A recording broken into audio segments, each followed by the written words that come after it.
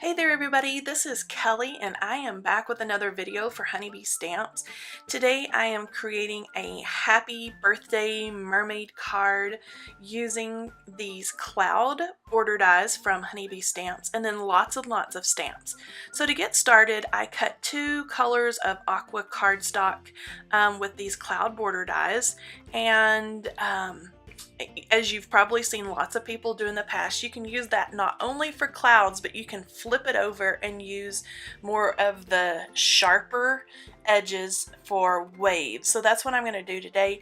And because I cut that at a diagonal across that paper, they didn't snip just the very edge. So I just took my scissors and snipped off the edge, and I'm going to layer that onto that darker wave because I wanted to set it off from that white cardstock. I picked out lots and lots of Honeybee stamps that say happy birthday, happy day. There's lots of different fonts, different sizes. This says oh so happy and happy birthday. I'm going to use this happy birthday as well, and then I'm going to use the tail from this Swimming by Mermaid.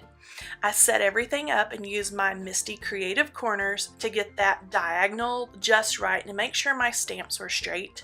And then I'm going to stamp this onto some scratch paper to make sure I like that tone-on-tone look, and I did. So I'm going to go ahead and ink that up and start stamping on my little wave that I've cut. I figured out that I could move it 2 squares up my mouse pad and it would be set just right.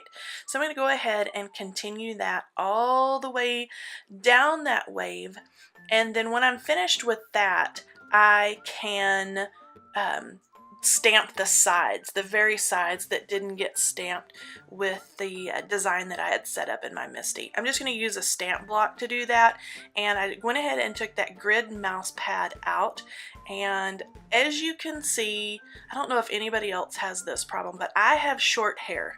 So if I get up early in the morning to try to get some crafting things done before my 4-year-old, my hair is crazy. So what do? I just left it in there. I can't put it in a cute little ponytail or a messy bun or anything like that. So I apologize. You have to see my crazy hair of me leaning over these stamps, but oh well. So I again stamped birthday on the left side, and that's going to hang off that left side, and then another happy for the right side, and I added some ATG adhesive, and I'm just going to add that right on. And again, that darker cardstock there behind is going to pop that off of the white cardstock just a little bit. I'm going to use my bone folder and crease down that card base. And now I'm going to figure out how I want to set all the rest of this up. So I know I want to use that cute little mermaid tail. And luckily, I love to stamp and color these. So I already had her stamped and colored with Copic markers.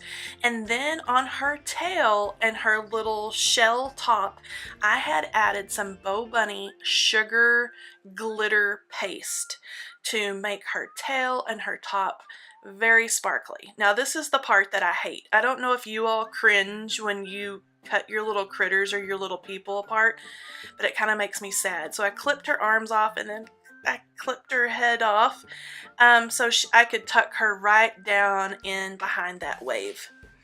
And now I'm going to set up, oh no, I needed to clip off the bottom of that just a little bit because I didn't want her tail to hang off the top of that card just too much. A little bit would be okay, but I didn't want a lot. So I just cut off like a 1/4 inch off the bottom of that happy birthday wave design that I did. I have taken the Swimming by to Say, and that is from that same stamp set as the Mermaid, and I've loaded that up in my Misti to make sure it's nice and straight, and I'm just going to stamp that a couple of times in black ink. Get that down there. And then I'm going to add some embellishments, and I should have done this very last, but I did not. So I'll go ahead and show you how I messed up. So I'm going to add her in, put a little adhesive on the back of her, and get her tucked in behind the wave exactly the way that I want it. And then I'm going to take 2 different Honeybee Stamps embellishments. I'm going to use the new Seaglass raindrops and then also the unicorn rhinestones to add what looks like little splashes and things like she has just dove into the water. Now these are the beautiful Seaglass raindrops, and I'm just going to pour a few of these out and try to get them set up to where it looks like she is just splashing right into that wave. I'm going to use some glossy accents to put behind these because these raindrops are so beautiful and clear and glassy that I wanted to keep that look. I didn't want it to get matte behind there, and so I didn't use, let's say, a medium in the matte finish because again I wanted to keep it glossy and watery looking. So I'm going to add a few of those little raindrops as well as lots of the little unicorn rhinestones. Now this is where I messed up. I should have done the inside of the card before I added the sparkles on the outside, but I didn't, and so I got a little bit of ink right where those sparkles are on the outside.